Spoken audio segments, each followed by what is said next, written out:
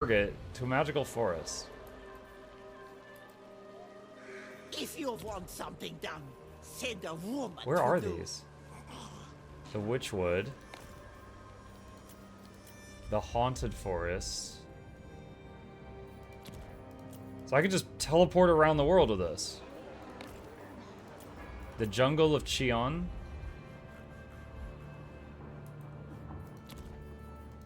Orion's Camp. That's like South Africa? The Oak of Ages. Over by Bretonia. Griffinwood. That is where Dryka starts. Lorelorn Forest. Forest of Gloom. Okay, this is pretty wild. So, she just poured to one of the trees. What is the cooldown on that? 5 turns. So if I port her to another place, she can't come back for 5 turns. Warding Kislev Huh. from chaos. Can we give her armor?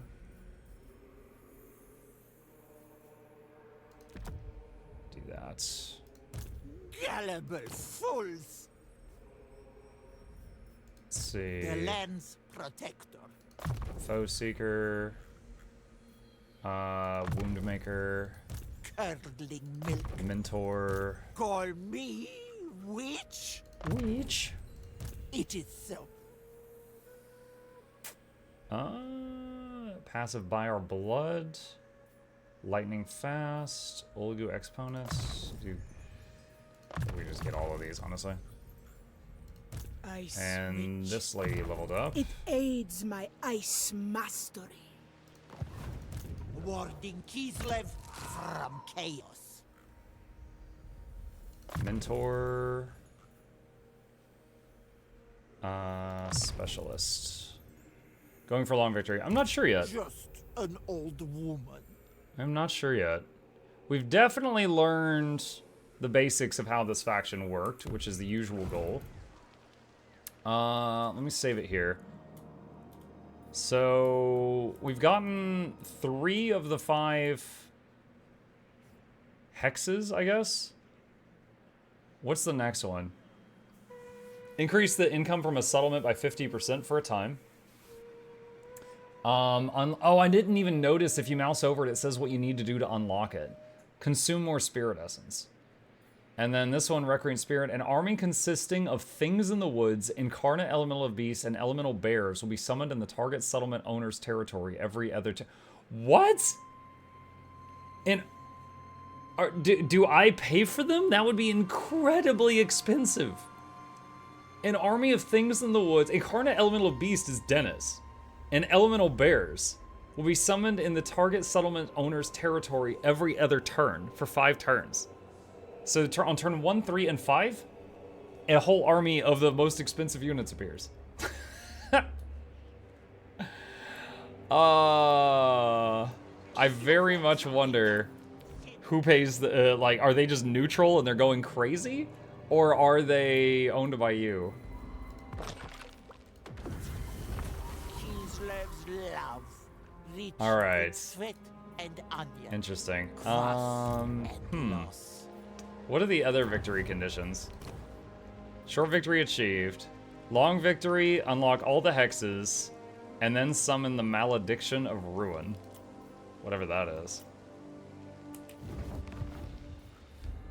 Don't know what that is. Sister of ice. Let's see. Could swear you just said an army of elemental beasts are Dentis. No, Dennis. Dennis, the big bone skinner looking guy that we've been calling Dennis. Let's see. Have you done Skaven yet? Nah, I dabbled in them, but not on stream. All right. Well, this is pretty cool. I could keep going. I absolutely could keep going, but my goal right now is to like learn as many of these as possible.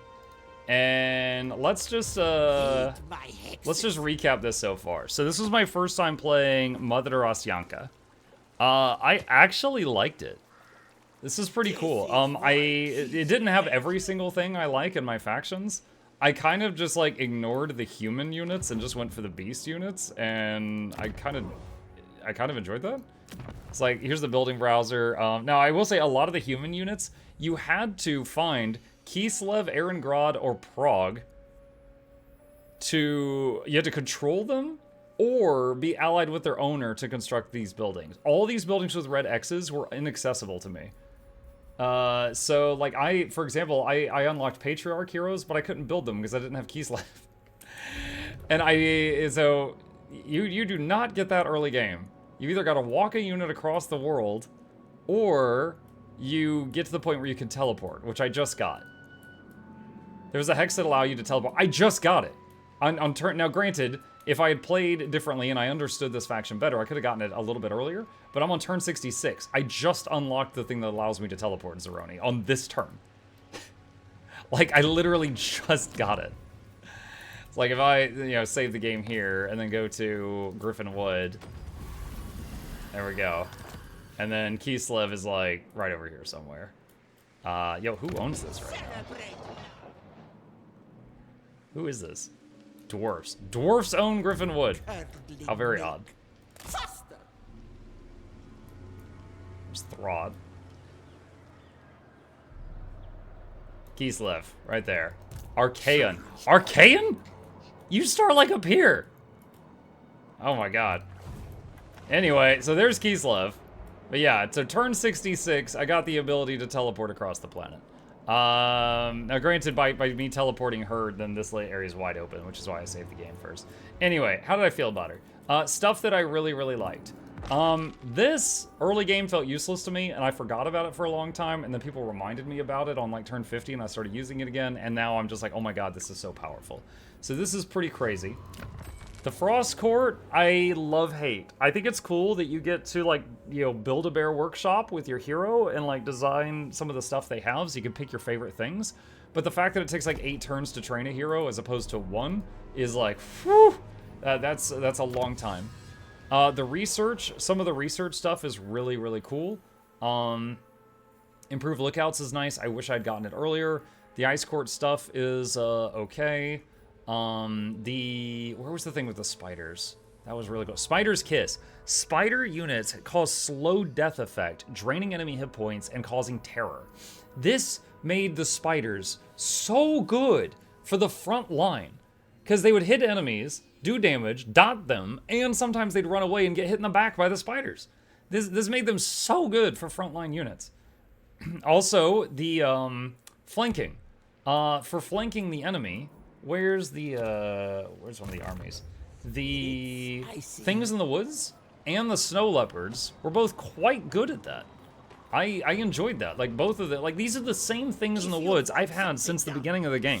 There was a few fights where I reloaded because we lost the Incarnate, but there was none I reloaded because I lost Things in the Woods. They were decently durable. They weren't the fastest. Like, they were fast enough to be considered, like, flanking units. They're 77 speed, but, like, the Snow Leopard is 110. But they were quite good at what they were doing, and they stayed alive. It was great. So I really enjoyed the, spooky-ish units. They were quite good at what they did. And then the Hag Magic. The Hag Magic I had never dabbled with before. It was kind of cool. So instead of overcasting spells, you would, if you tried to overcast the spell would flip over and become a different version. So, for example, like the Witch Brew, which is the thing that looked like you dumped a cauldron on them, it poisoned a group of enemies and did damage in a line. But if you flipped it, it would become Witch Broth, which would heal a group of allies in a line. And it wasn't a very powerful heal compared to, like, Earthblood, but it was alright. It was a very cheap, was it 4 mana? It was a 4 mana spell. So from, like, level, I was getting to enjoy that ability from level 1. That was great. Inspiring Chant was cool. It was just an AoE regen, not super strong, but it was free. It was just a 90-second cooldown. That was kind of neat. The Bear Missile. The Bear Missile was so silly, but it was so stupidly powerful. This might be one of the strongest spells I've ever seen as far as just, like, on impact. It just deleted entire packs of units. That was crazy. And then, like, her other spells I almost didn't even care about. Forbidden Fins reduced an enemy's speed in an area. However, her Ice Sheet did the same thing in a larger area. I will say, however, I didn't realize until this very moment it was 1 mana. I think something else I got of hers reduced the cost of that spell, and I didn't realize it was down to 1 mana, or I might have used it. But it was like, it did the same job as the Ice Ladies thing, but it was a smaller radius, so I just wasn't using it. But maybe I could have used it more. Vengeance of Spirits was basically Flock of Doom, but it was double the mana cost, and it's silenced. But if you didn't need the silence, it was Flock of Doom with double the mana cost. So kind of love-hate this spell. And then I didn't even put points into Cursed Cauldron after reading it, because it was friggin' 22 mana to bombard an area. And then Malediction of Madness. It was a debuff or a buff on a single unit that was a very high mana cost, 16 mana. So, like, I loved the Hag magic, but it was just because of the first few things, not because of the rest of it. And this was also the first time I played a faction that had ice magic. And it was just like, okay, this is like a breath spell. Breath spells are always nice because they don't have a target cap. Frost Shield was pretty good. Ice Sheet was good. Frost Blades, I didn't care. Death Frost, I didn't care. Crystal Sanctuary, I never used, but I could see how it could be good. Heart of Winter might be my new favorite spell in the game. It's like Flock of Doom, but for 32 seconds, and it ramps up in damage every 8 seconds. So, like, in the battles where I used this, like, there were many battles where I had the Frost Lady, and I just did one of this in the whole battle with her, and the rest of the time she was meleeing, and she would do, like, 35,000 damage. Really, really cool. And then also, I mean, this is a minor thing, but she can summon a Snow Leopard, which is a free extra unit in an army. And she wasn't super fragile because she was riding a War Bear. So the bear's armor and hit points, you know, combined with her own. So it's kind of cool that I had a caster unit that wasn't frail. Because, like, when I played, for example, Durthu, he's the wood elf, the tree guy. There's a tree guy and a tree gal. He's the guy. His healer units are like these pixie ladies, and they are frail. They die very easily. So having one of my support heroes on a giant armored bear to keep her alive was awesome. That was nice. I liked that. I take it you've never tried Tempest Magic. I don't know if I've played anyone with Tempest Magic. I'm not sure. Hold on. I think that might have been something in the court. Yeah, Tempest was... Okay, so I think I read it here, and then I just went, eh.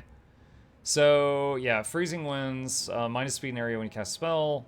Gust of True Flight, that's a buff to, like, archers. Hailstorm is a bombardment. Bombardments are okay. I've used, like, the Lore of Metal before, and it has bombardments. Swiftwing is a boost to charge in an area. 6 mana is a lot for that, though. Biting Wind is a wind spell, so that's like Wind of Death. Hawks of Miska is a vortex, which means that does have... Actually, it says explosion does not affect friendly troops. Usually, vortexes will hurt friendly troops. And has discourage, so that seems okay.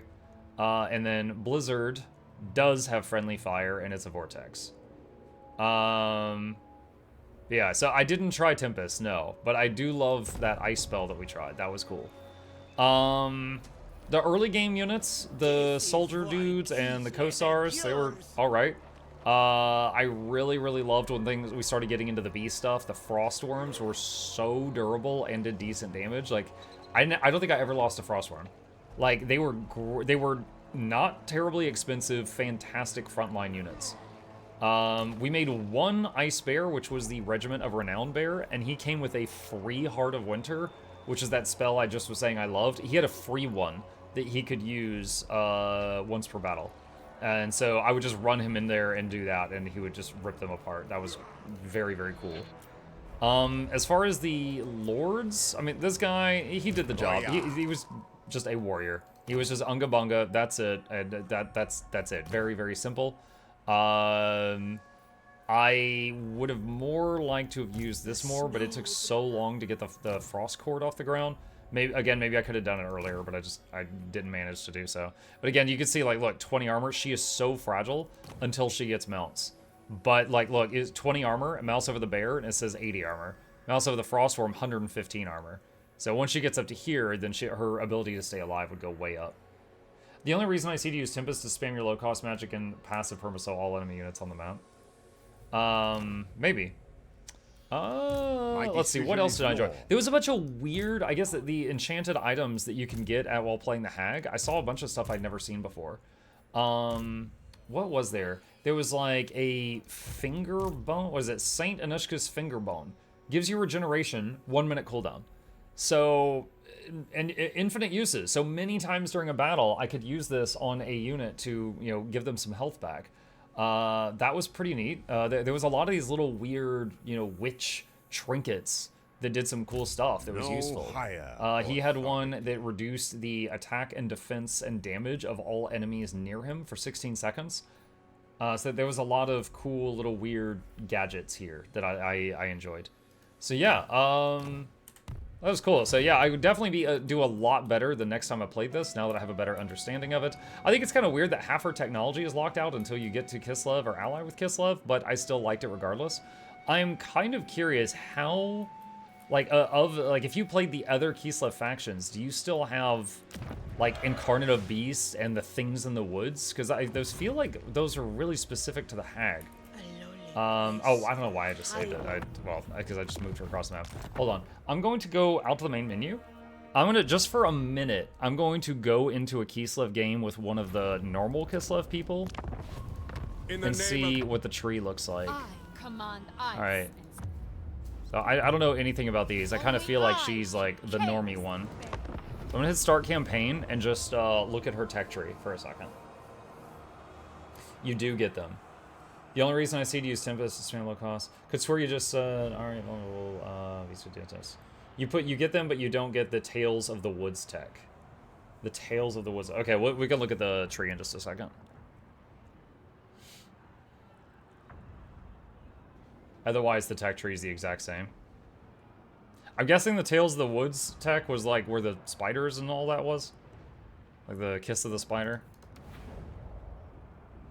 Alright, I'm just gonna skip that opening cutscene. Alright,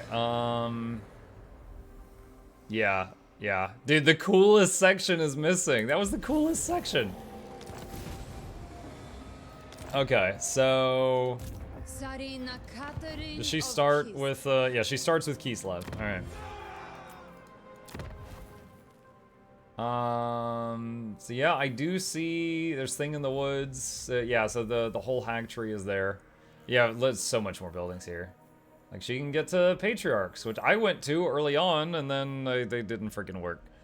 Or I wasn't able to make them. I unlocked them and then couldn't make them. That was definitely a curveball.